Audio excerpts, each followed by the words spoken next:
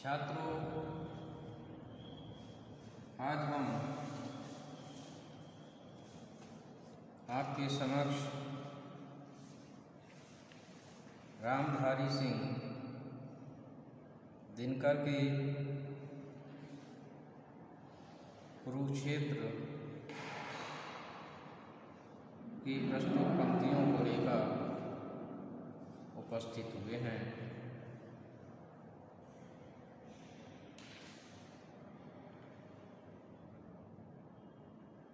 कुरुक्षेत्र में युद्ध से उत्पन्न विभीषिका को प्रस्तुत किया गया है और कवि का ये मानना है कि विज्ञान की जिन तकनीकियों के कारण युद्ध की स्थितियां बनती हैं,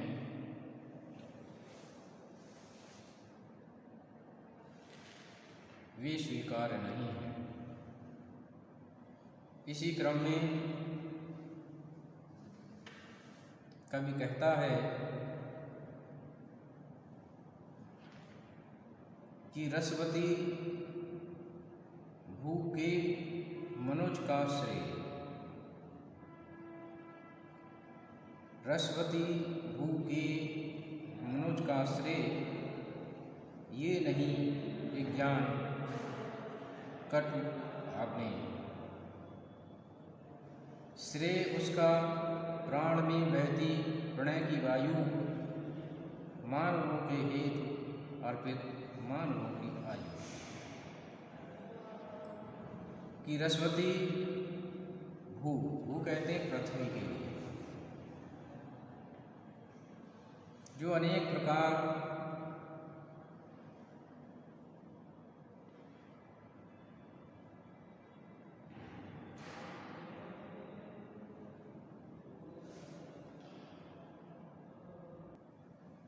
की प्राकृतिक संपदाओं से भरपूर है।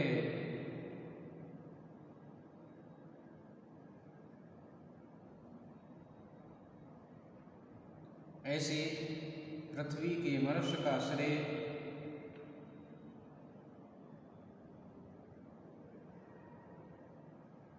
आग्नेय अस्त्र बनाना कदापि नहीं है, क्योंकि जो पृथ्वी हमें जीवन के लिए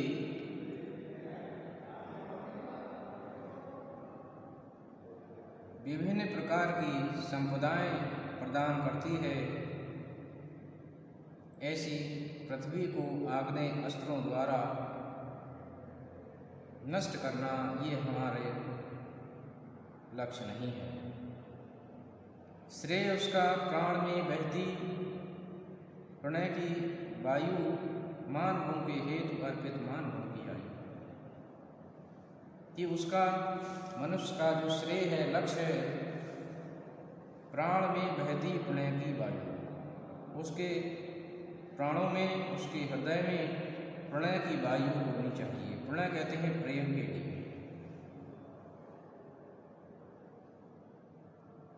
एक मनुष्य दूसरे मनुष्य से प्रेम करना चाहिए, यही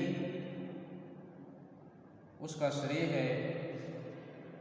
और मानवों के हेतु अर्पित मानवों की आयु, और मनुष्य दूसरे मनुष्य की सुरक्षा के लिए अपनी आयु को समर्पित करने की भावना भी होनी चाहिए, न कि दूसरे लोगों की जान लेने की कामना करनी चाहिए। श्रेय उसका आंसुओं की धार,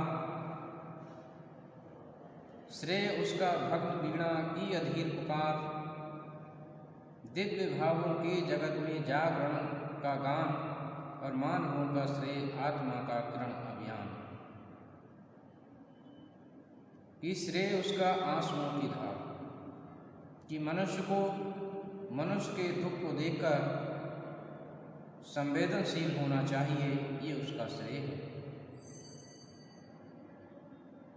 श्रेय उसका भग्न वीणा की अधीर पुकार, जिस प्रकार से टूटी हुई वीणा की अधीर पुकार होती है,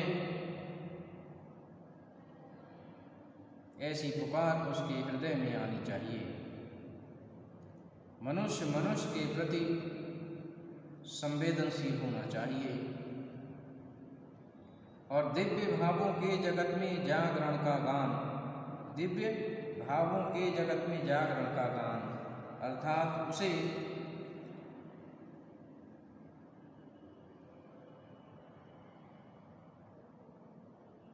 दिव्य भाव प्राप्त होने चाहिए, उसका मन चैतन्य होना चाहिए, न कि अवचेतन अवस्था में।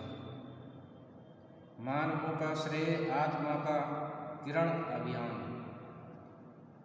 और मानवों का श्रेय आत्मा का किरण अभियान अर्थात आत्म जागरण, अंतश्चेतना, मन की जागृति उसका परम अभियान है। अपने मन को जागृत करना चाहिए और आत्मिक शुद्धता करनी चाहिए कि यजन अर्पण आत्म सुख का त्याग, यजन कहते हैं यत्न करना चाहिए, अर्पण कहते हैं अर्पण समर्पण के लिए कहते हैं, और आत्म सुख का त्याग। और मनुष्य दूसरे मनुष्य की भलाई के लिए अपने सुख का त्याग करने वाला होना चाहिए, यही उसके जीवन का श्रेय है। श्रेय मानव का तपस्या की दहकती आग, और मनुष्य का जो श्रेय है वह तपस्या की दहकती आग। जिस प्रकार से तपस्या करना अत्यंत कठिन होता है, यही उसके जीवन का परम लक्ष्य होता है कि बुद्धि मंथन से विनिर्गत श्रेय वह नवनीत, कि बुद्धि मंथन से विनिर्गत श्रेय वह नवनीत, जो करे नर के हृदय को स्निग्ध सौम्य पुनीत। कि मनुष्य का जो श्रेय है वो बुद्धि के मंथन से निकलने वाले मक्खन, नवनीत कहते हैं मक्खन, और वह कैसा मक्खन, जो करे नर के हृदय को स्निग्ध सौम्य पुनीत। ऐसा मक्खन जो मनुष्य के हृदय को स्निग्ध कर दे, सौम्य कर दे और पवित्र कर दे। इस प्रकार का मनुष्य का श्रेय होना चाहिए कि हो सुलभ सबको सहज जिसका रुचिर अवदान, कि हो सुलभ सबको सहज जिसका रुचिर अवदान, श्रेय वह नर बुद्धि का शिव रूप आविष्कार। देखिए कितनी अच्छी बात कवि कहता है कि हो सुलभ सबको सहज जिसका रुचिर अवदान, श्रेय वह नर बुद्धि का शिव रूप आविष्कार। कि नर कहते हैं मनुष्य के लिए मनुष्य की बुद्धि का जो आविष्कार है वह आविष्कार शिवत्व को प्राप्त होना चाहिए, अर्थात जिसमें लोक कल्याण की भावना निहित हो, ऐसा आविष्कार होना चाहिए।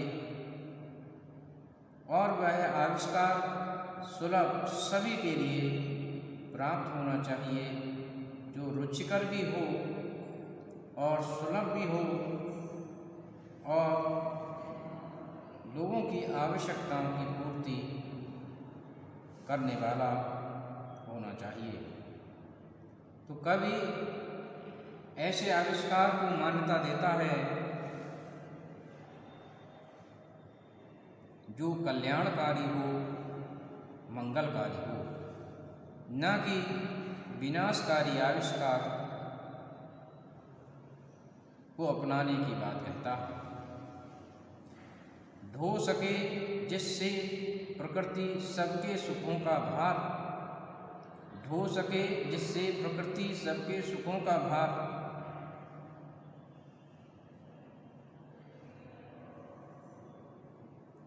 मनुज के श्रम के अपव्यय की प्रथा एक जाए, मनुज के श्रम की अपव्यय की प्रथा एक जाए, सुख समृद्धि विधान में नर के प्रति झुक जाए।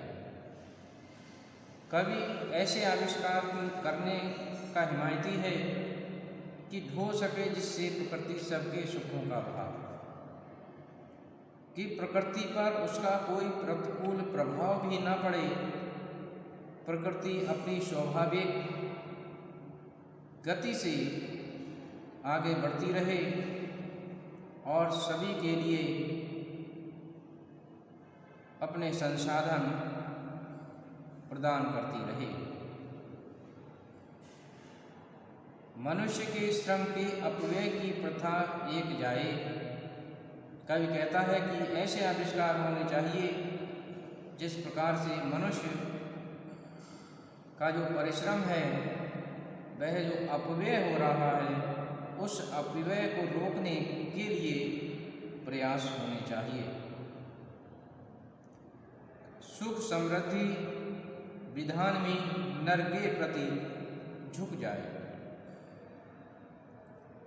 और सुख समृद्धि विधान में नर के प्रति झुक जाए अर्थात मनुष्य के लिए सुख समृद्धि के विधान में